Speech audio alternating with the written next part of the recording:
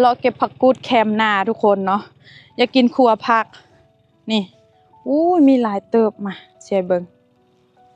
ผักกูดนะแซ่บสู้เผ็ดซุปก็แซ่บนี่เบิงซุปก็แซ่บเผ็ดครัวก็แซ่บเดี๋ยวสิเก็บไปครัวให้มาดามก้อยกินก่อน เพิ่นอยากมาเนาะพอดีมื้อนี้มาปิดมักแตงอันพ่อปู่เพิ่นก็อยากมาแต่ว่ามีแขกเต็มเฮือนเพิ่นบ่ได้มาทุกคนอันนี้คือสวนมักแตงเด้ออยู่นากอกเจ้าคักแห้งบรรยากาศเบิ่งอันนี้อยู่แคมป์น้ำอันนี้คือบรรยากาศอยู่แคมป์น้ำนี่ผักกูดมีหลายอยู่เด้อพออยู่ครัวนะหลายอยู่นี่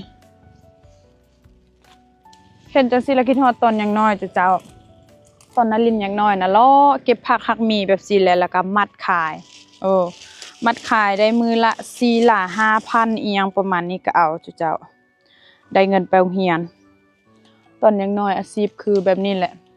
เราเก็บผักหักนอเจ้านี่ยอดนี่มีอยู่ได้พอครัวอยู่นี่ เดี๋ยวใจทุกคนเบิ่งเด้อเก็บได้หลายส่ำใดแซ่บเผ็ดครัวก็แซ่บบ้านนอกเท่านั้นที่จะเข้าใจนี่เราเก็บจะสิละไปครัวสดๆใหม่ๆนี่แหละอยู่บ้านเฮาอยากกินหยังก็บ่ได้ซื้ออยากกินหยังก็ไปซอกเลาะเก็บเอาเพียงแต่ว่าเฮาดุมันปลูกมันนะแต่ว่านี่บ่ได้ปลูกอันนี้ธรรมชาติมันออกเองธรรมชาติใครเก็บก็ได้อันนี้เก็บอยู่อันแคมนาพี่น้องผัวเจ้าเบิ่งเก็บไปเฮ็ดครัวจ้ะแซ่บและนี่คือผักกูดที่เฮาได้ทุกคนเนาะเกี่ยมไปคั่วไผเคยกินผักอันนี้แน่แล้วก็เฮ็ดเมนูได้กินแน่ขอบใจเฮ็ดเมนูได้กินแน่ทุกคนคั่วก็แซ่บซุปก็แซ่บแกงใส่ปลาก็แซ่บหรือว่าเฮาจะเฮ็ดยำอีหยังประมาณนี้ก็แซ่บทุกคนไผเฮ็ดเมนูใดแน่อย่าลืมคอมเมนต์มาให้นารินเด้อและมาบ้านจังซี่ทุกคนไผที่ว่าตากแดดตากลมตากฝนเนาะผิวบ่ซอบ่ใสผิวบ่ออร่าผิวบ่สม่ำเสมอสินะทุกคนอยากขาวใสทันสงกรานต์สินะต้องจัดเด้อคอลลาเจนและกลูตาเนาะให้โปร1แถม1กินผสมกันเห็นผลไวที่สุดทุกคนนี่ก็คือผิวแบบนี้นี่เอามือจะมาแต่ก่อนนารินกับผัวนะผัวขาวกว่านารินทุกคนแต่ว่ากินคอลลาเจนกับกลูตานะรู้สึกว่าผิวเฮาใสขึ้นออร่าขึ้นทุกคนอย่าลืมเด้อให้โปร1แถม1จ้าแล้วตัวนี้จะเป็นเซตหน้าใสมาบ้านนะทุกคน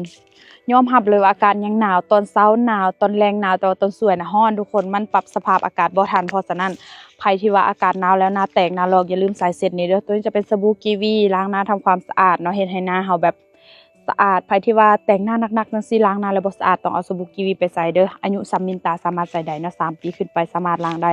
แล้วตัวนี้จะเป็นเซรั่มเกล็ดเด้อเป็นเซรั่มเกล็ดที่ว่าบำรุงหน้าเช้าแรงใส่ได้ทั้งเช้าใส่ได้ทั้งแรงเนาะแล้วก็ตัวนี้จะเป็นกันแดดเป็นทั้งกันแดดกันน้ำกันเหงื่อกันแสง UV ที่สำคัญลดการเกิดสิว